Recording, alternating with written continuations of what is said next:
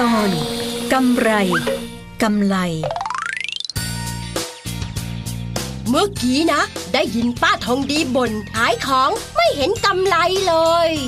คนซื้อของเขาชอบใส่กำไรมาซื้อของกันเหรอกำไรที่ป้าทองดีพูดน่ะหมายถึงกำไรที่เป็นรายได้จากการค้าขายสะกดด้วยรอเรือ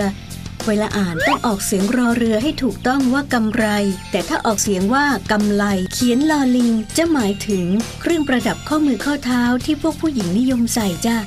เวลาพูดเธอต้องออกเสียงรอเรือให้ชัดทีนี้ลองพูดตามฉันนะโรงเรียน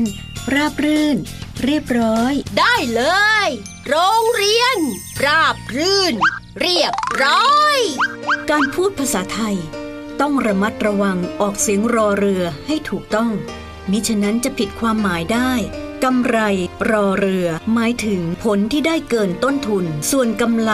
ลอลิงหมายถึงเครื่องประดับข้อมือข้อเท้าแล้วพบกันใหม่นะคะรู้รักภาษา